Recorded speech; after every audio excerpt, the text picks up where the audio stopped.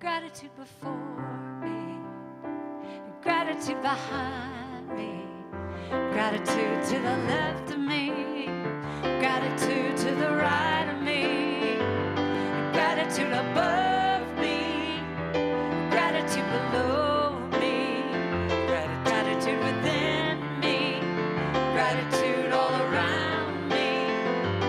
I'm so grateful. I'm so grateful. I'm so grateful. And I'm so grateful. Yes, I'm so grateful. I'm so grateful. Every day, I'm so grateful. So hear the movements if you don't know them. So grateful. It goes like this. Oh, gratitude before me. Gratitude behind me. To the left. Gratitude to the left of me. To the right. Gratitude to the right of me. Above. Gratitude above me. Gratitude below me. Within me. Gratitude within. All around me. Gratitude all around. I'm so grateful. I'm so grateful. I'm so to yourself, to the people you love. I'm so grateful. Release, let it go. I'm so grateful. All the way around. I'm so grateful. To yourself. I'm so grateful. To the people you love.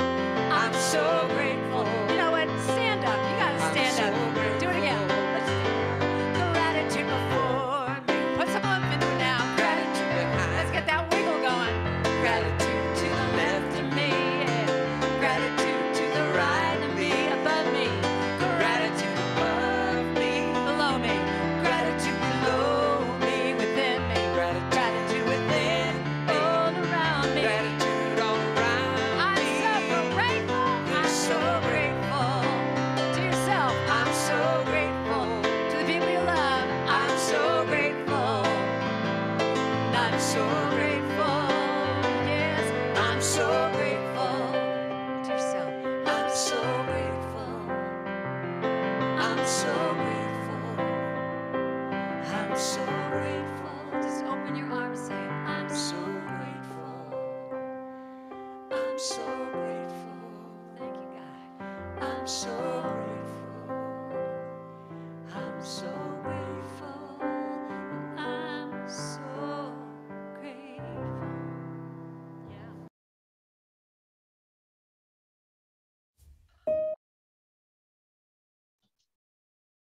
Good morning, Sacramento Center for Spiritual Living. We are glad you're here. As always, our service will be recorded and used on social media, so you are welcome to turn off your video or change your name or simply be live with us and in person so that everybody can see you. So that is totally up to you, and we are glad you're here. We have a wonderful website, as most of you know, Sacramento Center for Spiritual Living. It is where you can find our ongoing events, saccsl.org. It's for you to connect with us, to find our classes, events, and workshops, and to leave prayer requests, to send your friends to, and of course, to donate to our ministry and our wonderful expansion of who and what we are and who and whom we reach. We love you. And now for our invocation, Reverend Patricia. Staying in that space of expansion and gratitude. I know that there is only one life, one spirit, one activity of divine love, and it moves through me and in me and as me, and it flows in you and through you and as you. It is who and what we are. And we come together this morning in gratitude, in joy, and for some maybe in sorrow, waiting to be turned to joy. For this is the day that the Lord has made. This is the day the law has made. All things are made new right now, right here. And so may I speak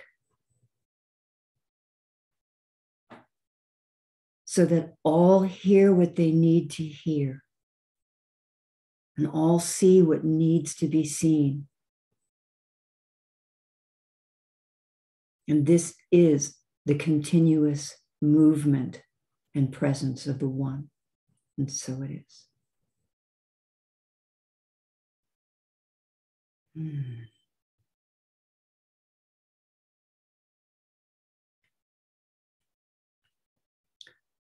Debbie, you're on mute. We wanted to bring this to you because, go ahead, Deb. Either one of us can bring this.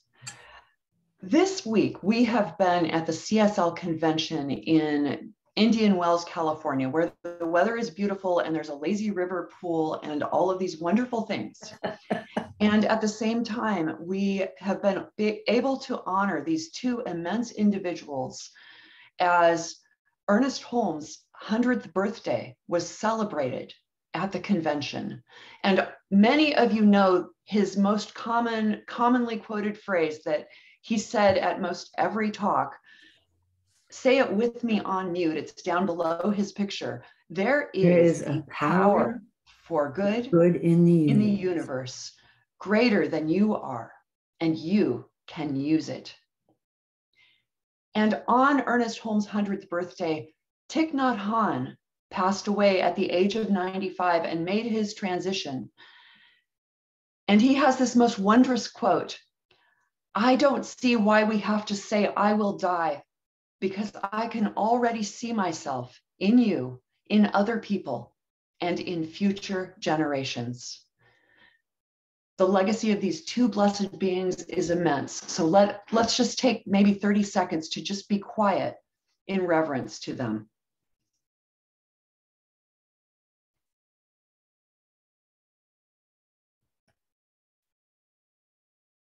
In ongoing memory. And so it is. Thank you. And now we want to bring you, so today is about the convention, and we want to bring you music from the convention. That's why we started with Karen Drucker. We had 4 musicians: Karen Drucker, who you probably know well; Jamie Lula, who you may also know well. We had Ray Davis, who is tremendous, and you'll hear some of his music later. And we also had Denise Rosier, who we have brought often to you. So if you want, do what we did at convention, turn off your video and dance like no one is watching. And now for Jamie Lula.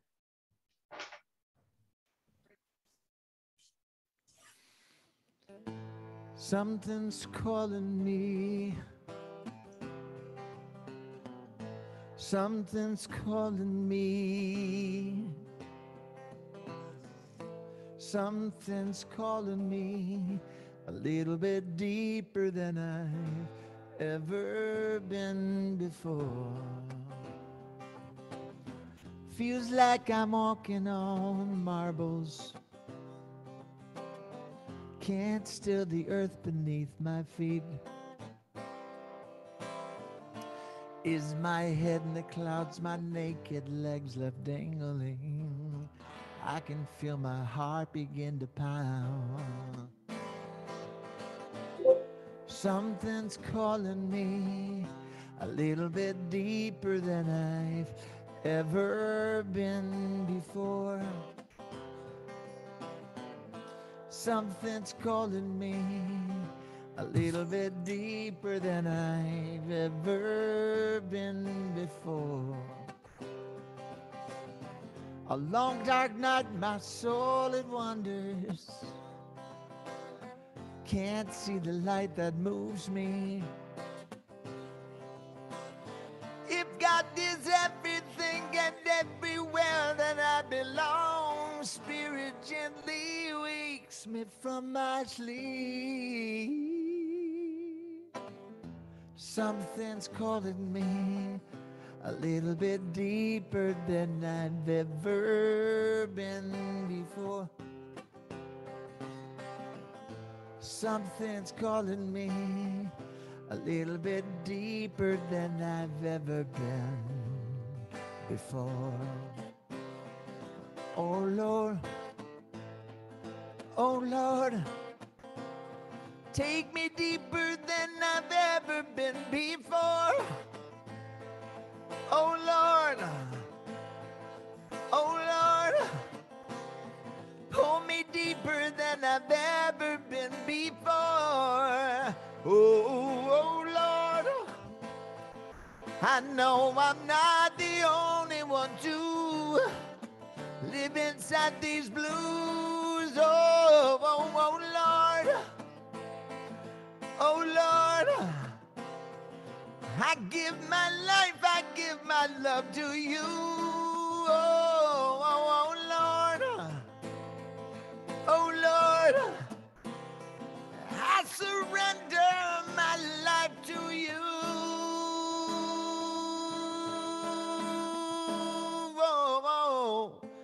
Love is calling me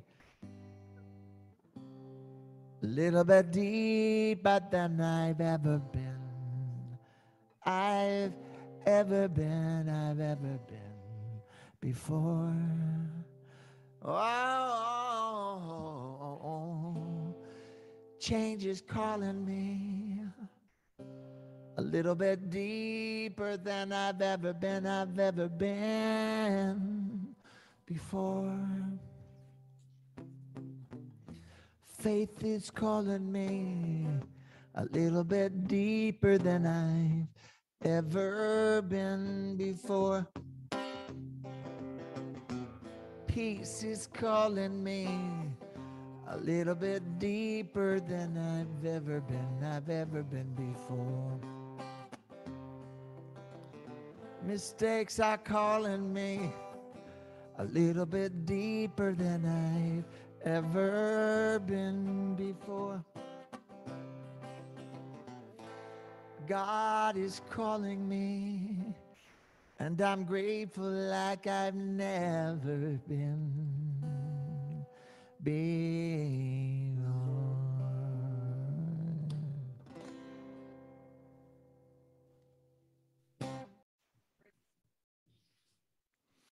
As Debbie said, music was a critical piece of our convention experience. Every morning and every evening, we were gifted with probably a half-hour concert by our 4 primary musicians and their band. And the bass player was a young woman that seemed so solemn when she played. And when she smiled, her whole face lit up. And it was like everybody vibed to that energy. It was phenomenal. But the music, like music always does, is designed to open us up to joy.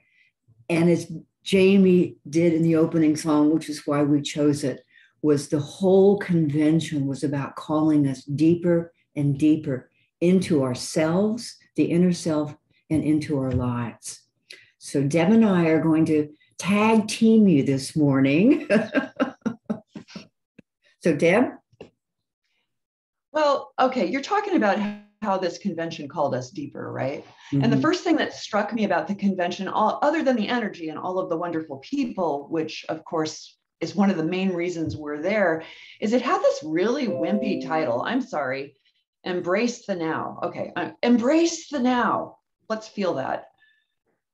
I love it, but it doesn't say a whole lot to me. I think of Embrace the Now as deepening into that still place that Eckhart Tolle talks about, where we are truly connected to the one. We are who and what we really are. And that is our only point of power. And that's true. All of that is true. And yet at this convention, they took Embrace the Now to a level that was completely unexpected, where we talked about some of the real things that are going on in our world and how we deal with that. We talked about sacred disruptions, divine disruptions, and what you do with those.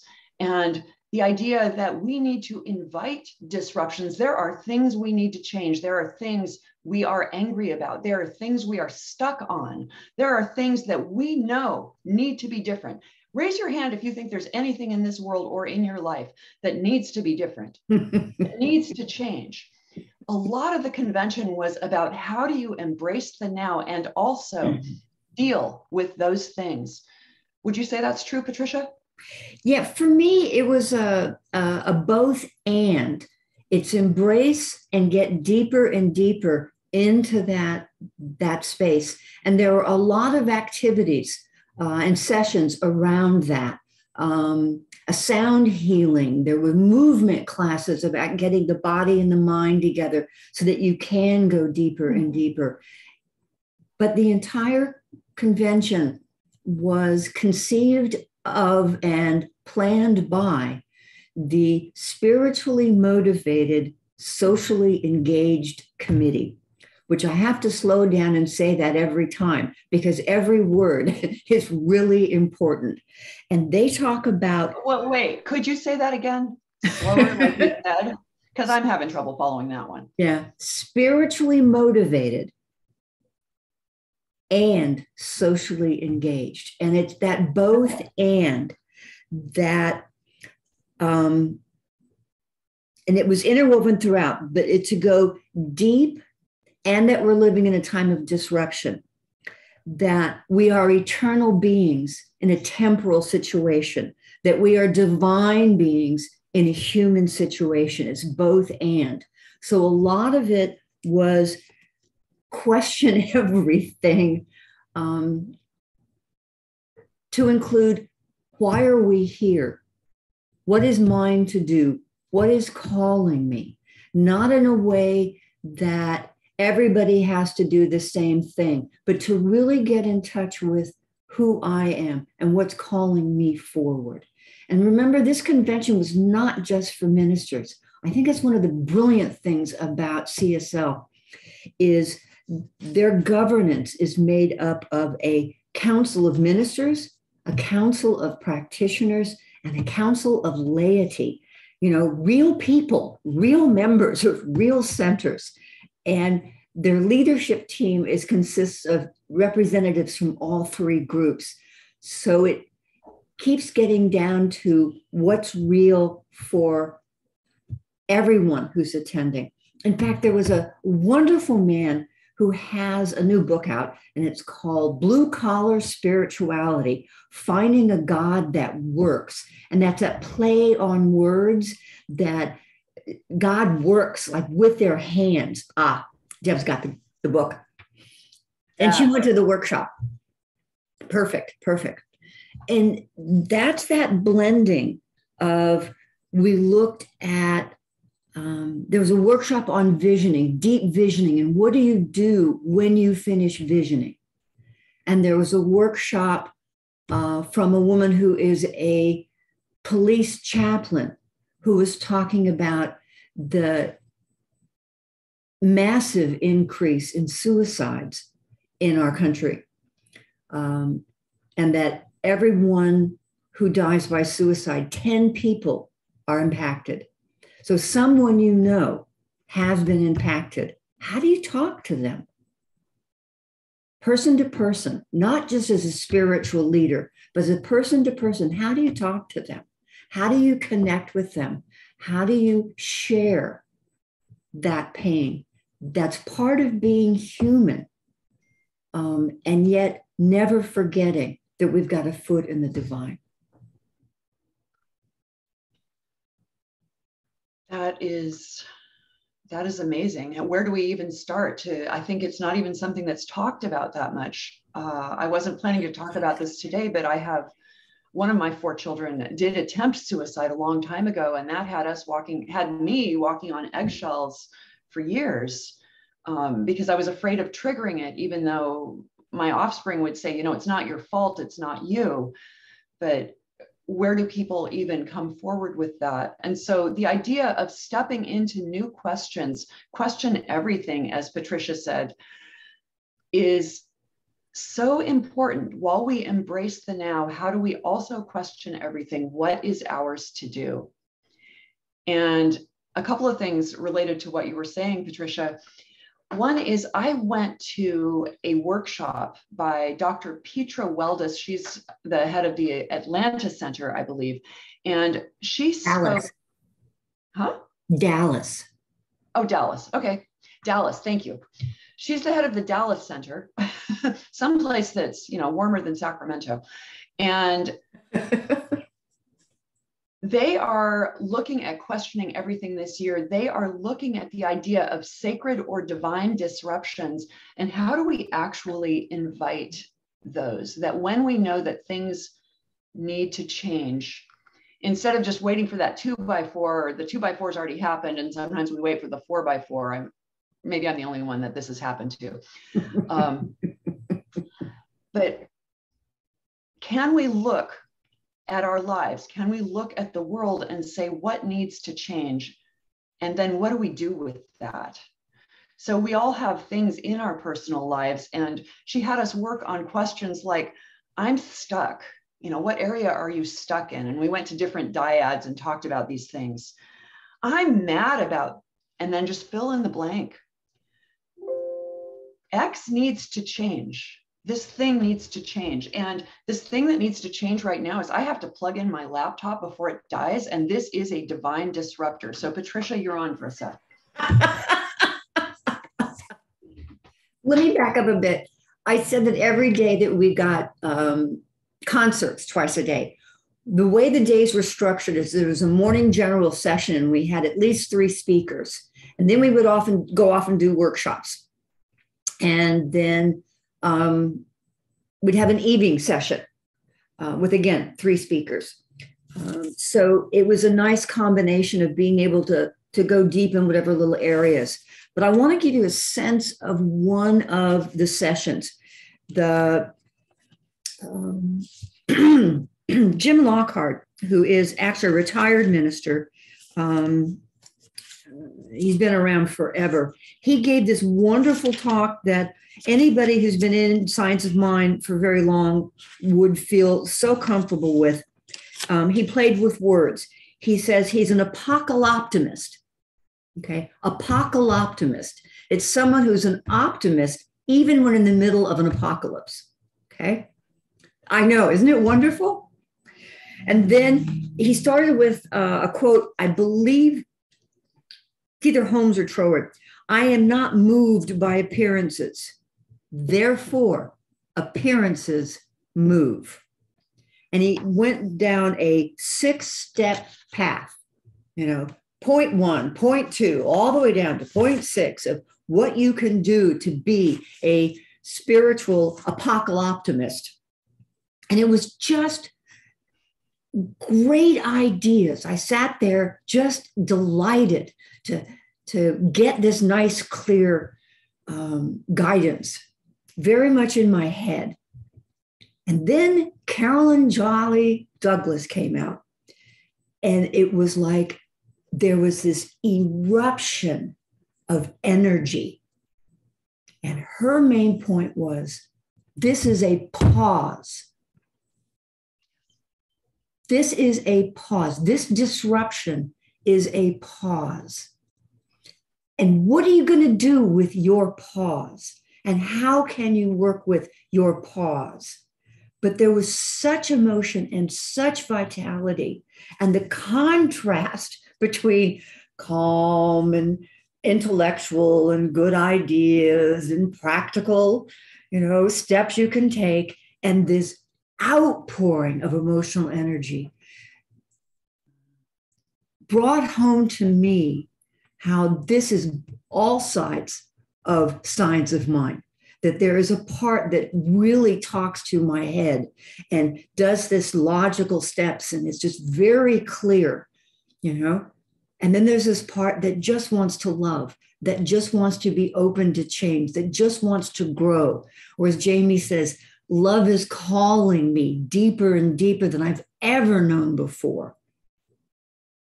And then there's a divine disruption to everything. And what do we do? How do we handle this? How do we use our tools?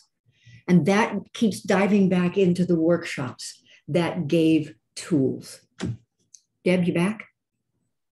Oh, yes, I'm back. technology is wonderful, right? We've been blessing your technology all morning. And especially we're blessing Ruth, who has had some technology and has also been just so flexible in helping us develop this presentation. So divine disruptions and inviting the divine disruption, identifying that thing. Dr. Petra had us create an altar in our minds. I don't know if you can see for a second what your altar might look like. If you have a physical altar or a mental altar, could be anything. And to take that disruption, that thing that you've identified, and put it on that sacred altar. And move into that place that's kind of like what we do with visioning, where embrace the now means what is mine to do, where we ask that thing, we ask this situation, what is mine to do? She talked about Vishnu as the preserver and Brahma as the creator, and how uncomfortable we are with Shiva, the destroyer. And yet Shiva, the destroyer, is that moving out of form that Holmes talks about and moving back into form.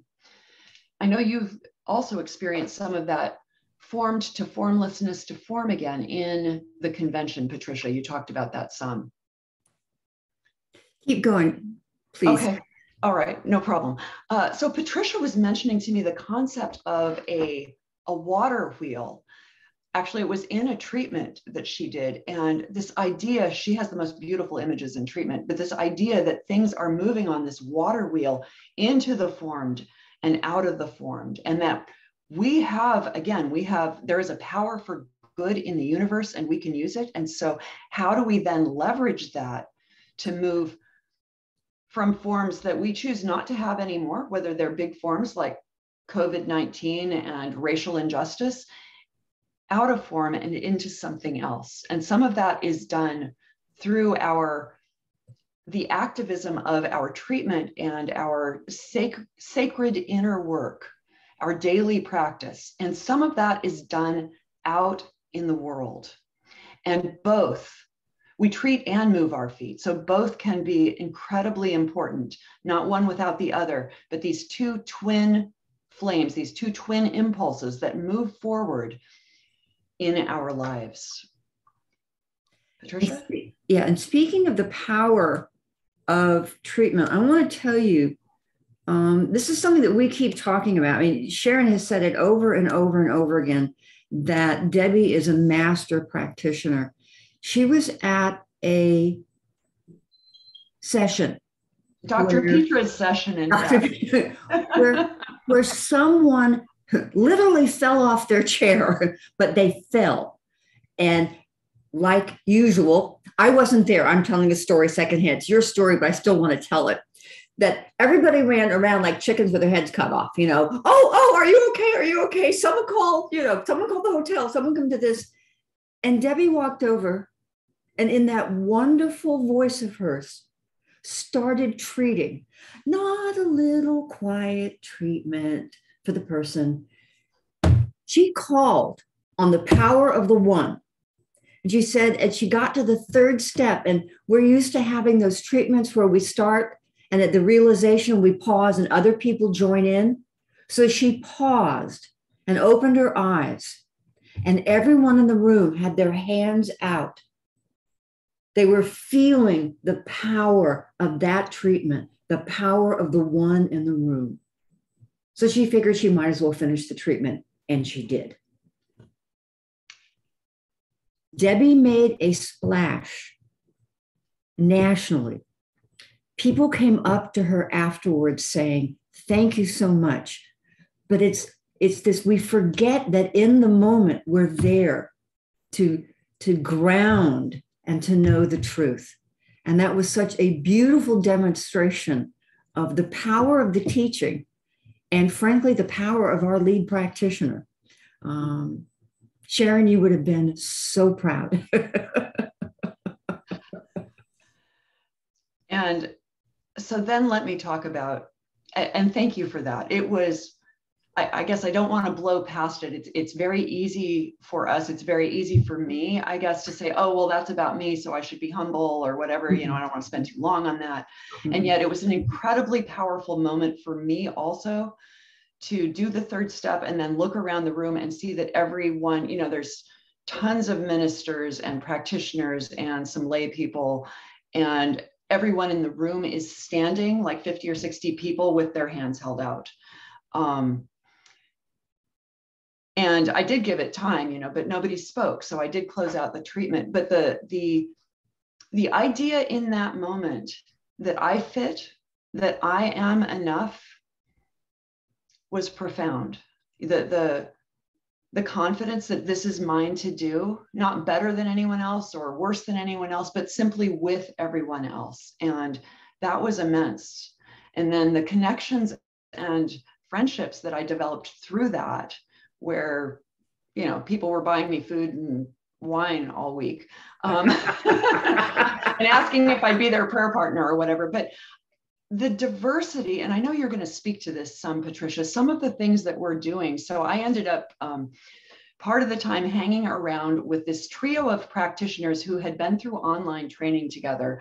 And two of them are in the Puerto Rican ministry. And I forget, I didn't meet her, so I forget, or even him, the name of the head of that ministry, although I was told a couple of times.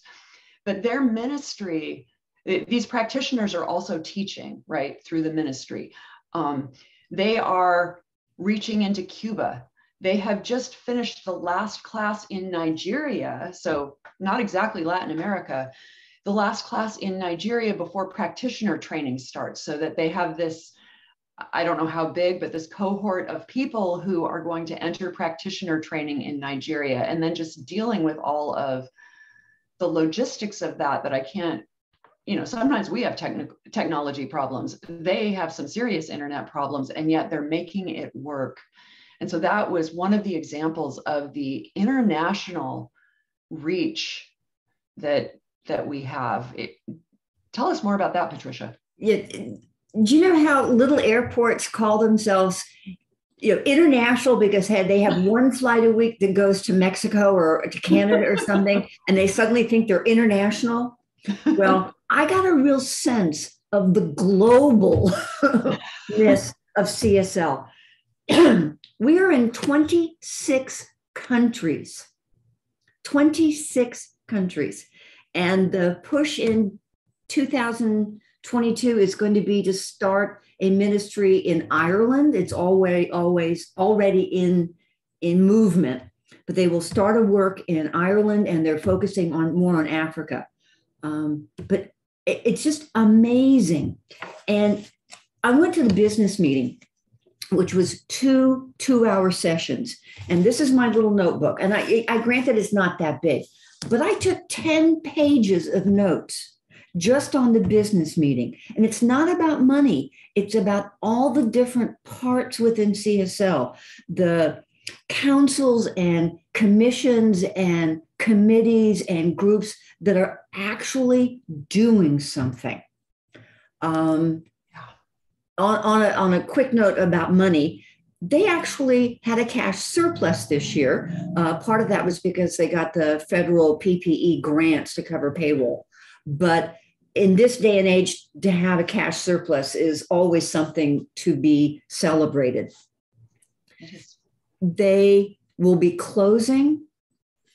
Escrow will be closing on the Cedar Ridge camp in Oregon in March. I know many of us have donated to it.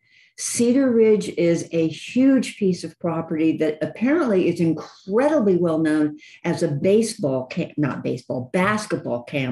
throughout professional basketball in the US. It is a going operation, meaning that the first year they will at least break even, if not do better than that, because they already have clients. This will eventually become a foundational revenue stream, but CSL will be using it to expand the youth teen program they have the next generation, also called young adult programs. Hopefully they'll go back to start a tween program again.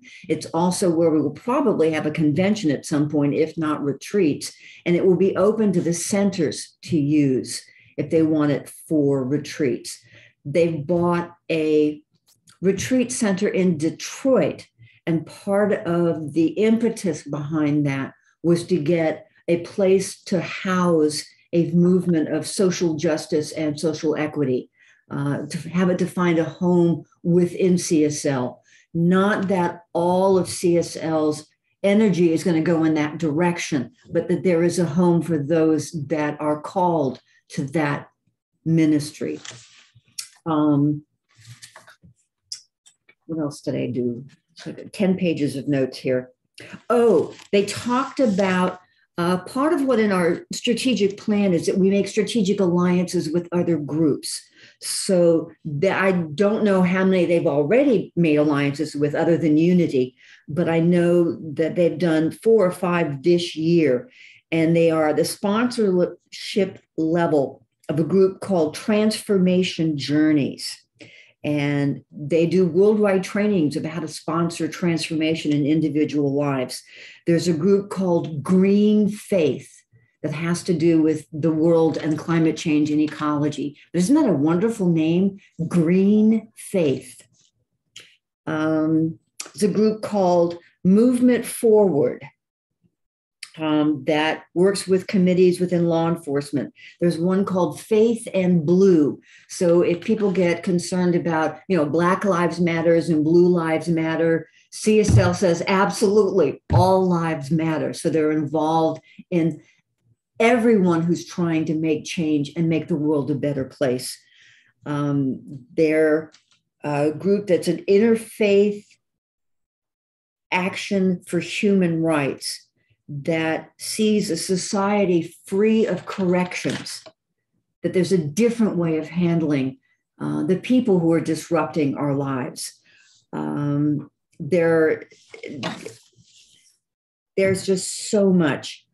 The teens have, since they've not been having face-to-face camps, they've been doing virtual camps, they've had money left over in their budget. So they donated $10,000 to their own, to the Cedar, the campground.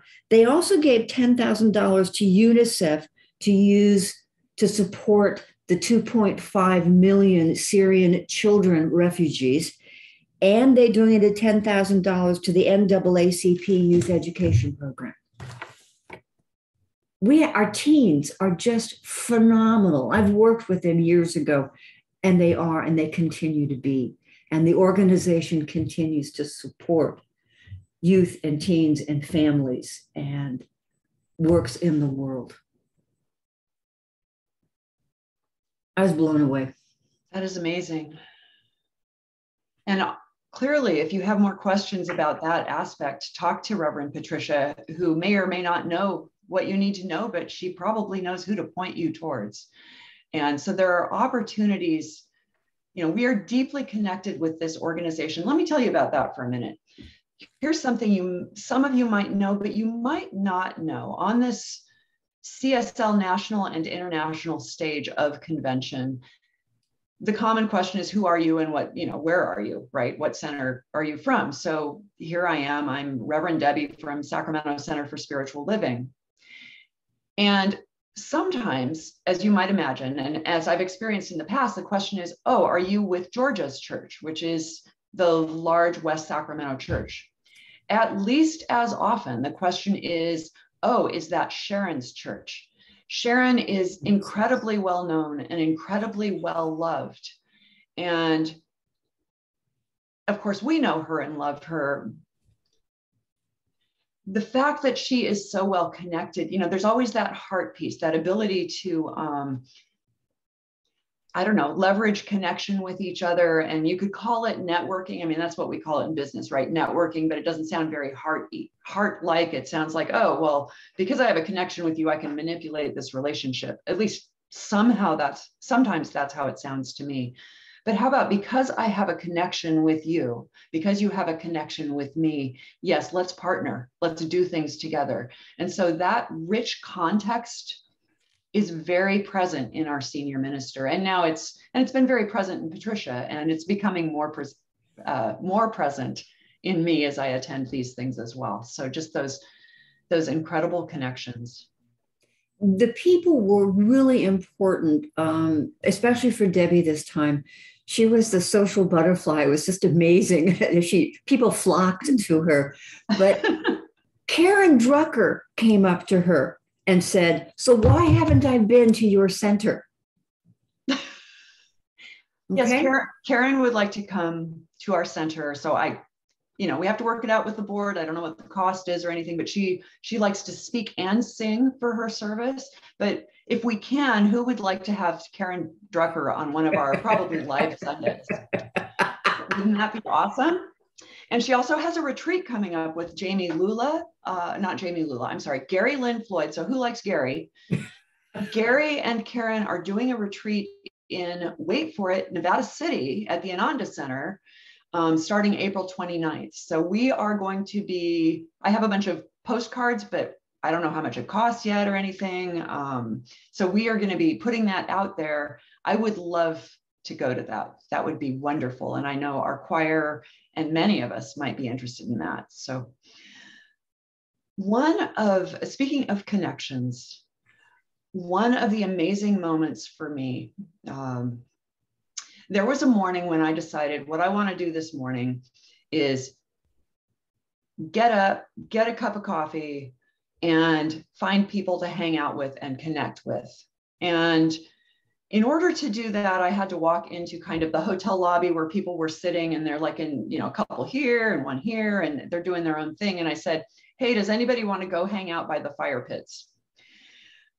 And so a group of us went out, and that was awesome. And there was a woman named Maggie, and she was going to teach a workshop the next day called, I think it's called Spirit Groove or something. It was a movement dance kind of workshop. But just talking to her individually, those moments of connection, talking to people individually makes such a difference, where she talked about how in movement, the way she sees it is that we can embody these qualities of God. So we talk about joy, we talk about peace, we talk about love, we talk about power, all of these different things. And the way she expressed to me that when we move, for her, when we move, we are living that quality. And I think that's something that I, as a minister, am always trying to bring in my talks and my teaching, is that experience of being able to embody those qualities, because that takes our practice so deep. And so the idea that in these experientials, in the music and in the sound workshops, they had a couple, and Patricia went to one of those. Those were reportedly amazing. You can tell us more in a minute. And in the movement workshops, and if we go to, I would love to see an art thing where we, like Judy's art, but where we go to a gallery at convention or whatever, and just like live into this sacred art and fun art and whatever kind of art. But this brings us to a place within us where we are living and experiencing the qualities of the divine. Patricia, sound workshop?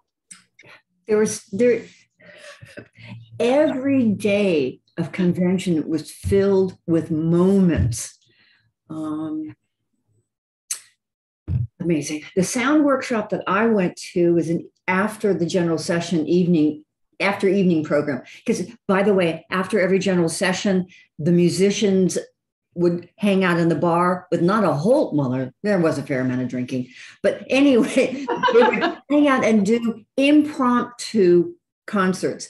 And there was always one major one every night, but everybody else came and hung out and ended up being with them. So the music just went all night long, almost all night long. But this sound healing, the gentleman who did it had 7 crystal bowls, different colors for the 7 chakras, 2 enormous gongs, a wooden flute. those little metal things that you put your fingers across and they go tinkle, tinkle, tinkle. Yeah, those things. A hand drum like a bodhrán, which does that wonderful heartbeat sound.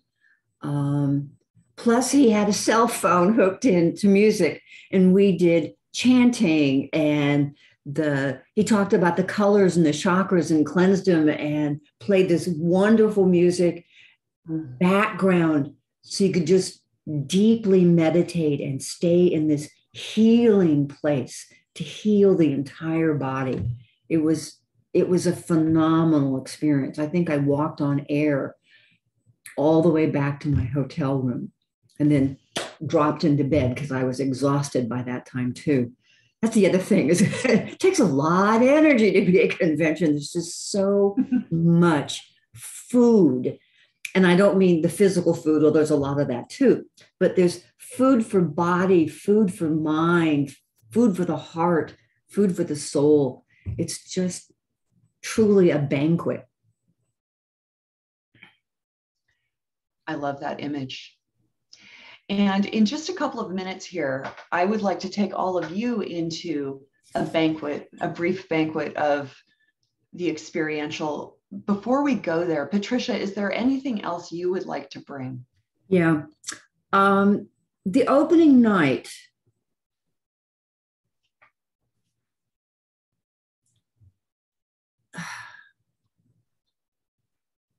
was a disruption. I don't know how else to say it. It was a shock to many people. Edward Vion, our spiritual leader, started talking about CSL's vision. Let me go back and look at my notes here real quick. I almost finished up my whole little book at this. They talked about the fact that this is a divine disruption, divine innovation in a time of disruption, that we need to stay rooted in cause while we let go of the status quo, and to not huddle together and go tribal, but to open up and think, is this the best solution? Not is it the safest solution, but is it the best solution for whatever's being divinely disrupted in our lives and in our spiritual communities? To recognize the divine gift that is already present. And in opposing that circling of the wagons when things get scary, to get a bigger tent to open up. Who can I welcome to my table? Who can I welcome into my tent? And Edward said that the questions once asked cannot be unasked or stopped.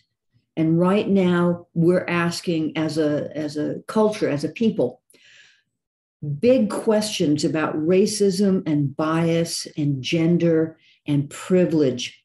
And we're open to all of the contradictions of being human. But he grounded his talk in the vision statement of CSL. And the vision statement of CSL is not a weak, airy-fairy document. It is a very strong statement that was created by the community and voted on by the community to stand for what we believe. And he read parts of it. And it was really interesting because I'm going to read you parts of it. But as one of my teachers has said, every time that Jesus said, love thy neighbor, someone questioned, well, who actually are our neighbors? Are you talking about the Pharisees, the Samaritans? It was very tribal, very much of who can I exclude Who is not my neighbor that I don't have to pay attention to?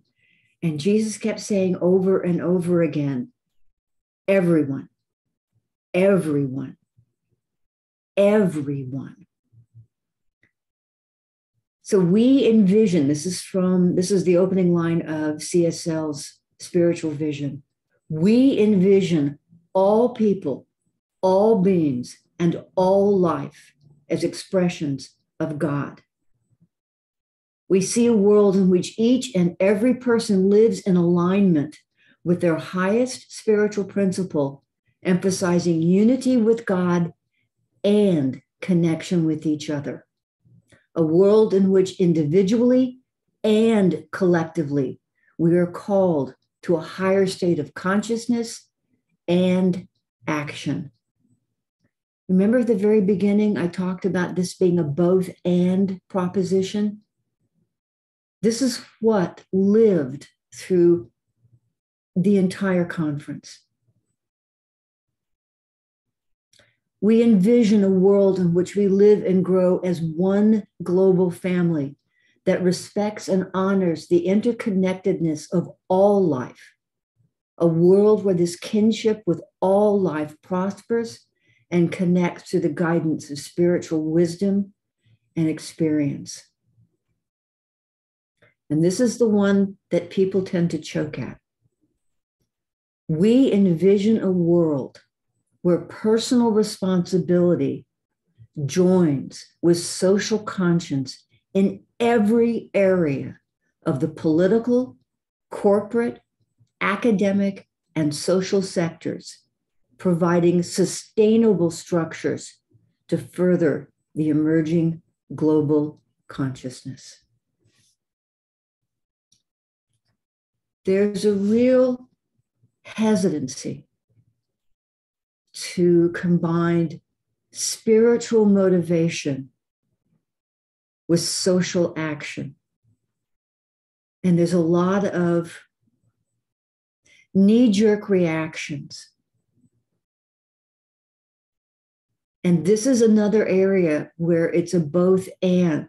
There's never a sense of it has to be one way or the other. You know, Science of Mind teaches us how to think, not what to think. But it says over and over and over again, we are here to love and honor all. The immigrants, the nation, the anti-vaxxers, the poor, the beloved community that we know and connect with and feel comfortable with, and the rest of the beloved community that we have not yet met, the parts of us that we do not yet know.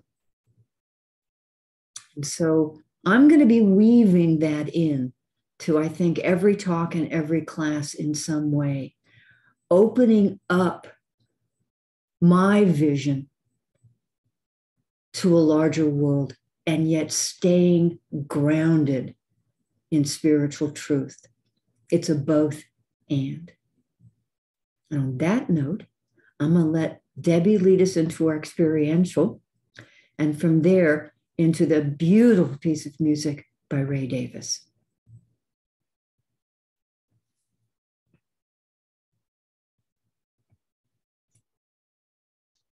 I wanted to mute myself while she spoke so that I didn't go, yeah, or that's annoying, or say any of the other things.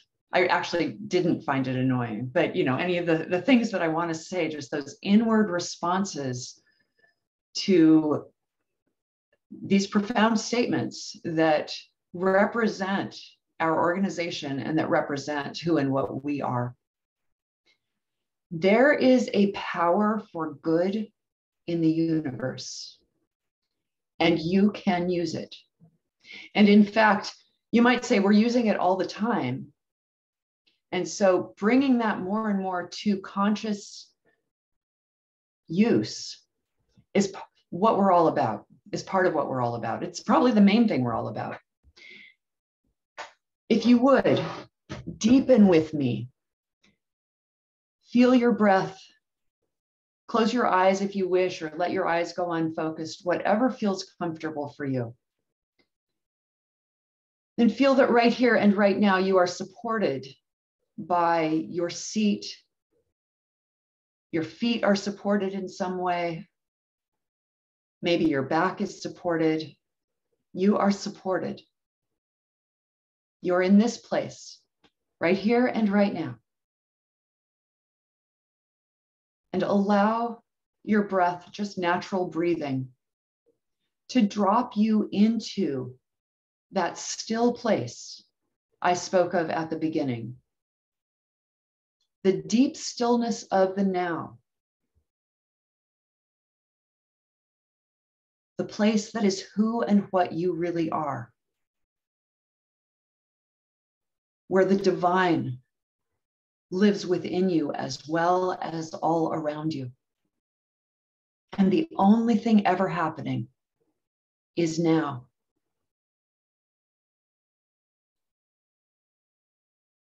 This place is your point of power. It is the only place where change can ever be. It is the only true place that even exists. Follow your breath.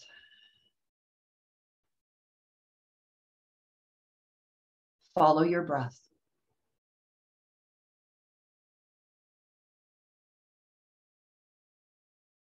Follow your breath.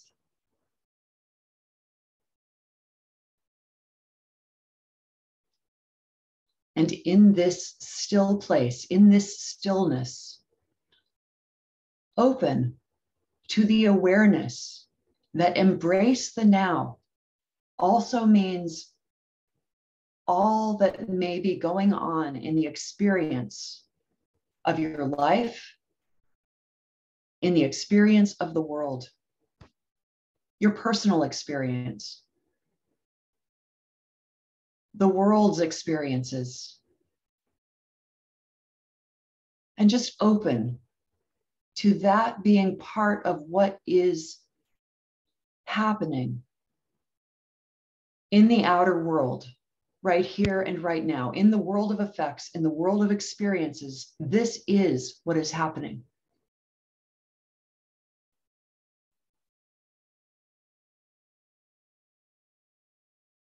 And in that sacred space of who and what you really are, in that sacred stillness, ask yourself, who am I?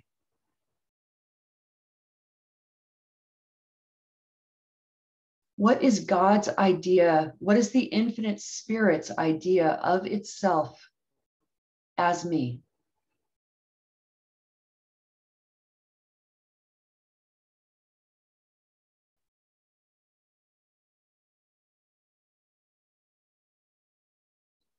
What is mine to do?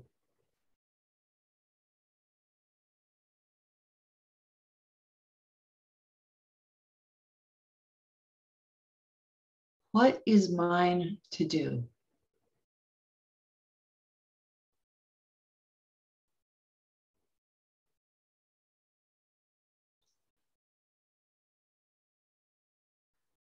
What is yours to do is the unique gift that is you, that is spirit within you, the infinite that resides right within who and what you are, connected to the infinite power of all that is. You are enough because spirit is enough, because spirit is everything. You have this sacred power at your fingertips. It is the wholeness of your being. It is with you at every moment, any moment you tap into it. What is yours to do is your gift to yourself, to your family, to your community, to this community, and to the world. The infinite works in us because it works through us. This is how the infinite expresses in the world.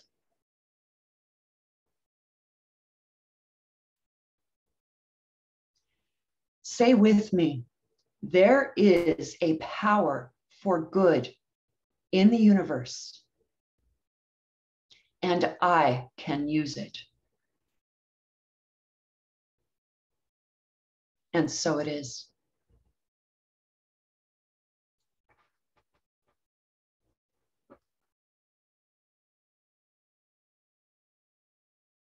Here's a song for the morning, morning. Rise and breathe in the feeling, feeling of nothing but blue skies, fresh and clear.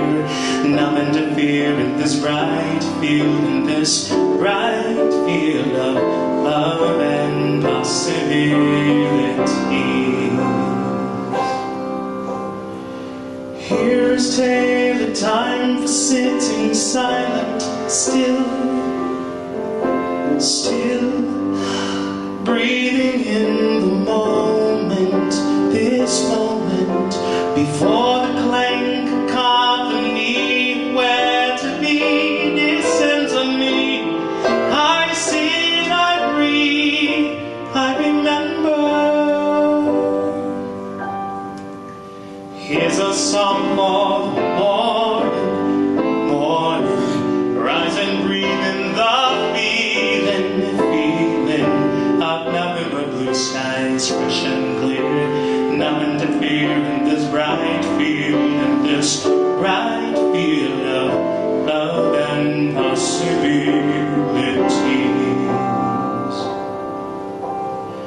Here's where I'll be, but simply can't be done.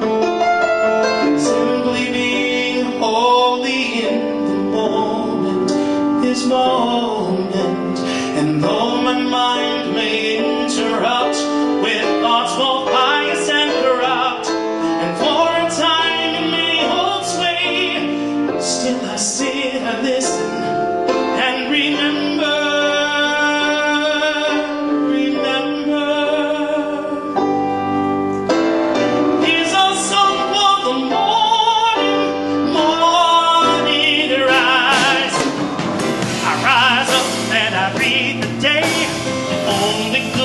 Is coming my way.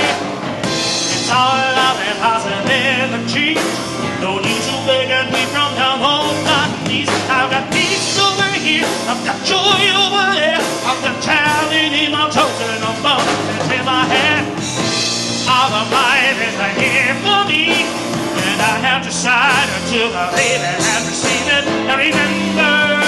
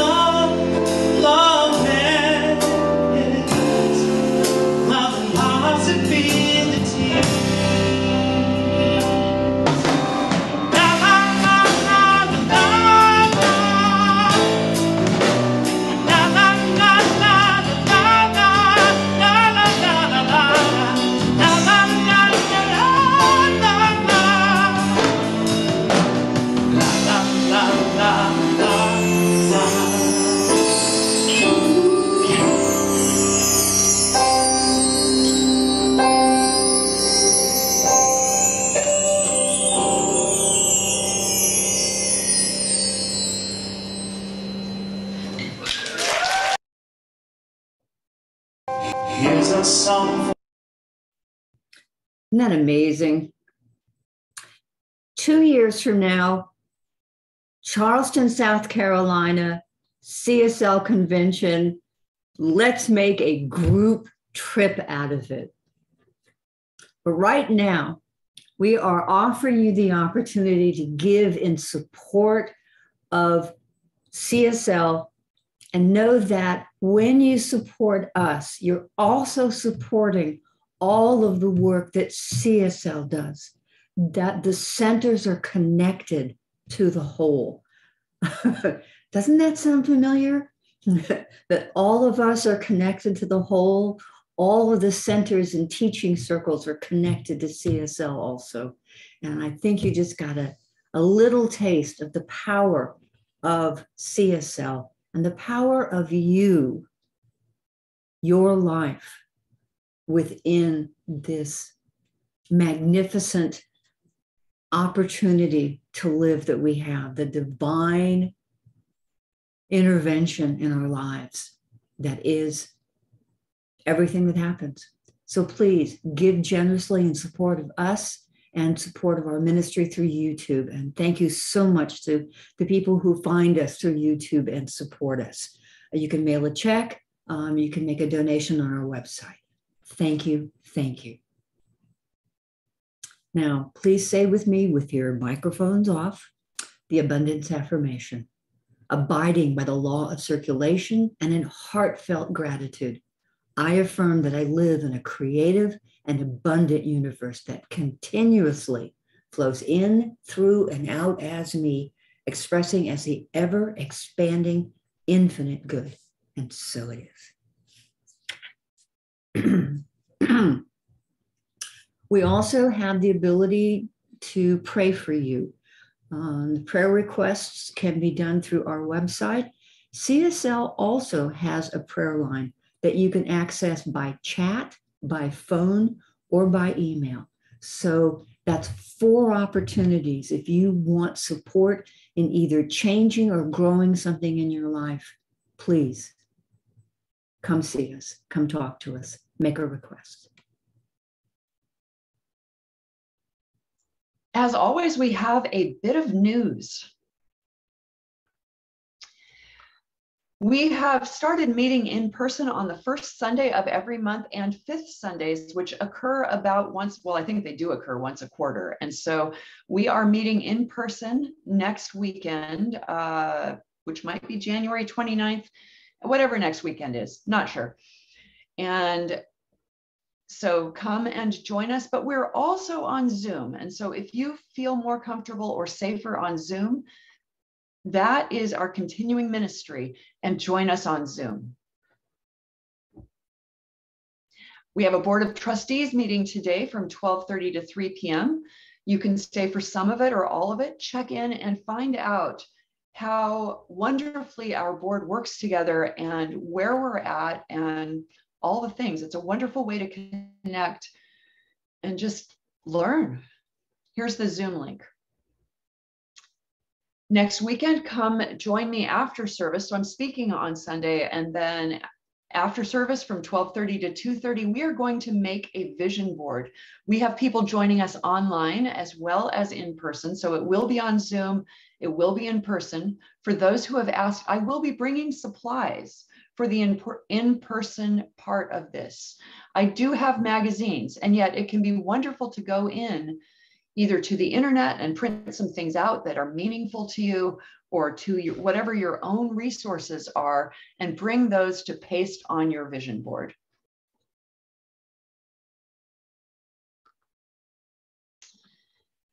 And again, who likes Gary Lynn Floyd?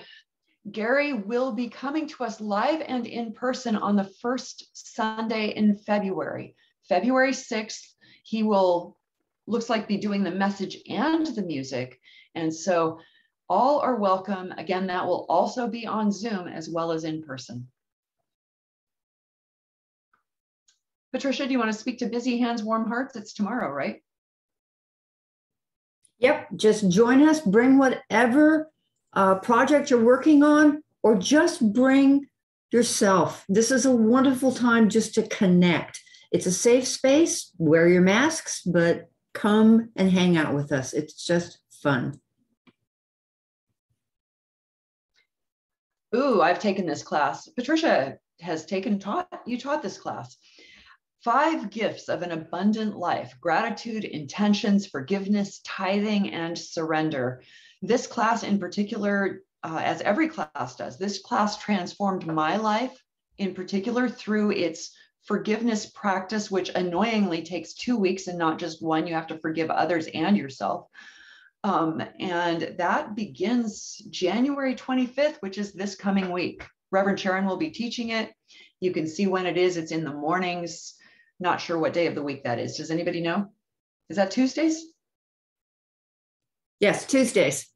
Tuesday. So Tuesday, 10 a.m. to noon. Join with us for our affirmation as I hand it over to Reverend Patricia. Please be on mute and say this with us. This is our gift to you this week. I ask new questions and allow the answers to come. So join with me. And after the benediction, please stay for the closing song and our fellowship. Fellowship is not recorded. So in this gathered space, in this wholeness and connection that is the one moving through us, as us, I am conscious of that movement. And I take great joy in knowing that it is this loving support that moves through me out into my life and sustains me every single day, every single moment of every single day. I am so loved and so supported by that power which created everything. And that power knows how to handle galaxies and nebula and planets whirling through the universe. It surely knows how to take care and support me in my everyday life. And so I give great thanks, and so it is.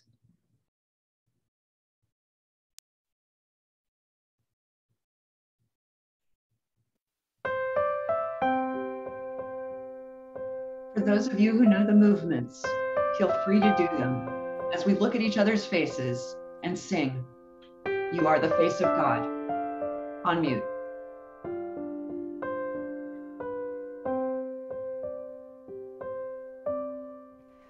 You are the face of God. I hold you in my heart. You are a part of me. You are the face of God. You are the face of God. I hold you in my heart. You are a part of me. You are the face of God. You are the face of God. Tu es l'image de Dieu. I hold you in my heart. Tu es l'image de l'amour. You are a part of me. You are the face of God. You are the face of God. Tu sei la luce di Dio. I hold you in my heart. Tu sei il volto dell'amore. You are a part of me. You are the face of God. You are the face of love. The face of love. I hold you in my heart. You in my heart. You are my family. You are my family. You are the face of love. The face of love. You are the face of love. The face of love. I hold you in my heart. You in my heart. You are my family. You are my family. You are the face of love. You are the face of God, the face of God. I hold you in my heart, you in my heart. You are a part of me, a part of me. You are the face of God, the face of God. You are the face of God. Eres la luz de Dios. I hold you in my heart. Eres la cara del amor.